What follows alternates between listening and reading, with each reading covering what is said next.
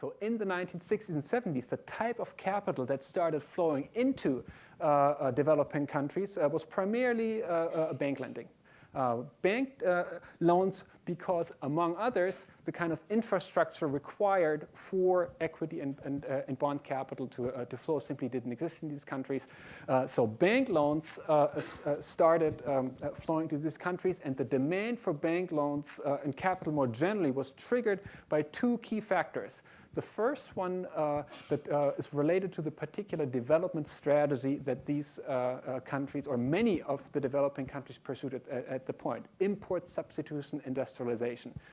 Particularly Latin America required a lot of resources that were provided by foreign lenders. Second big demand driver was the oil price shock that likewise increased the demand for foreign financing. On the supply side, during that time, the funds were driven primarily through petrodollar recycling.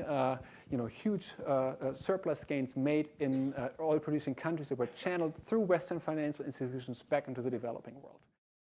And in the early 1970s, in the late 1970s, early 1980s, a perfect storm hit these countries as interest rates sharply increased, terms of trade of many developing countries deteriorated, and oil price increased further during the second oil shock, which basically led through debt service problems escalating. And in 1982, Mexico was the first country to suspend debt payments, triggering what's now known as a Latin American debt crisis.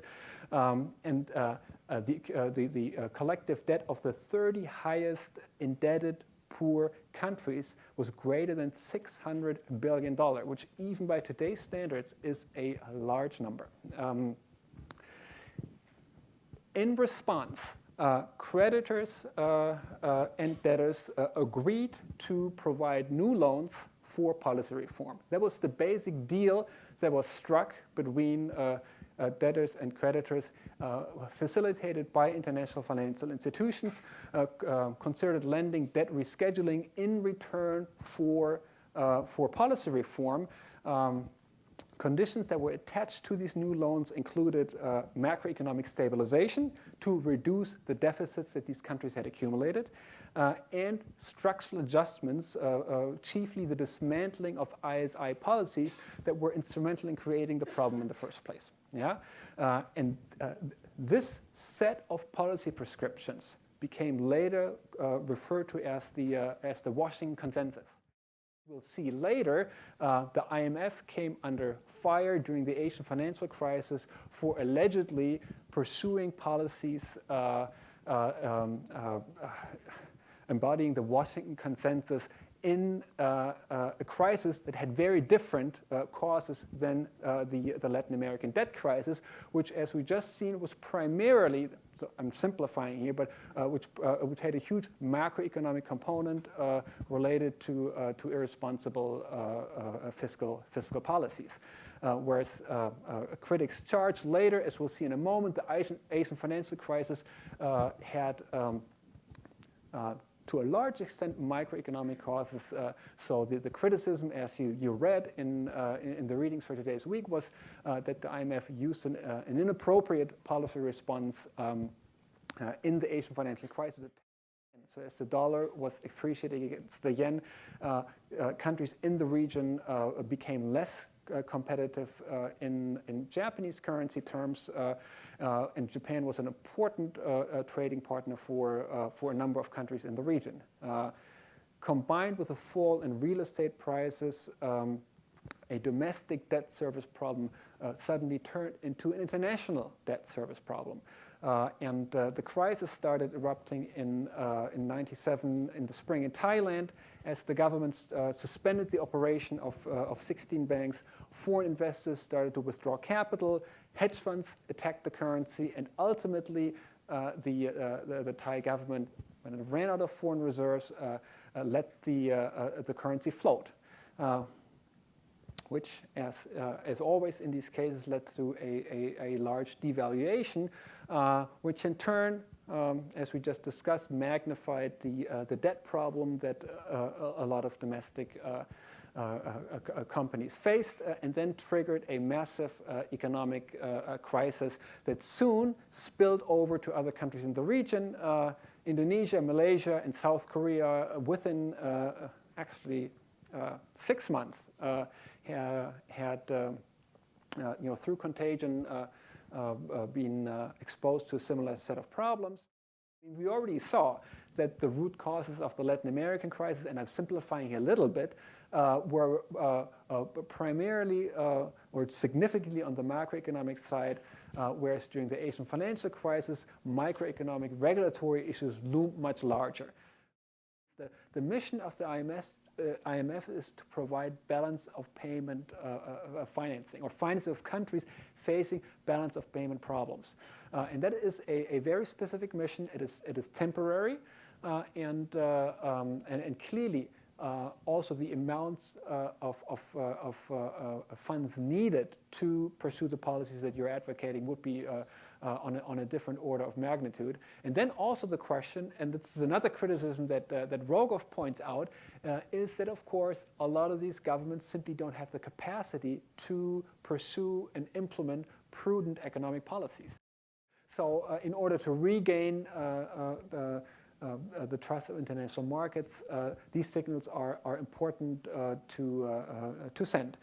The question here is simply an empirical one. Yes, I think both critics and defenders of the IMF are right here. The empirical question is, well, what's the right balance? I mean, it's an art to get it right. Set rates too high and you choke off an imminent recovery. Set them too low and markets lose confidence.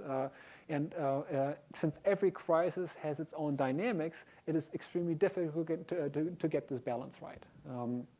So there isn't really a real answer here, but a set of important policy considerations that a government has to be aware of in a situation like this. The IMF is, of course, an institution that was born at the end of World War II, reflecting the influence of and power structure of countries at the time, with the United States and European countries having the largest quota and the most influence, with developing countries simply concerned simply not on the radar screen at the time, and the relative influence of countries at the time being embodied in IMF quotas is something that persists to the current day. When you see you have countries like the Netherlands and Belgium having an influence greater than a number of important developing countries. Brazilian banks, I mean, they are world-class banks. Itaú, Bradesco, Unibanco, and in their respective areas are world leaders, are very conservatively managed, and it's among the best performing banking sectors in the current crisis. Yes, they did not get involved in a lot of the areas that subsequently caused problems, and I think one can make an argument is that this policy response was at least partially conditioned by the experience of the earlier Latin American debt crisis, but then of course also the Mexican tequila crisis and the Brazilian macroeconomic instability of the 1990s. Clearly, with that buffer of foreign reserves, they were much better able to weather the storm, and also a very significant upgrading in banking sector regulation, which clearly, as we discussed, was a fundamental weakness of the Asian countries in the middle 90s. So I remember when I was at the Bank of Korea, I spent a lot of time with supervisors at the FSS and the central bank, and I was extremely impressed. I mean, I've had similar visits in other emerging markets, and the quality of the financial regulatory structure in Korea just really impressed me. So, two policy responses that in conjunction clearly meant that Asian countries in aggregate have actually done reasonably well. But of course, ultimately, the current crisis, because of its global scale, has macroeconomic implications that no country is immune of.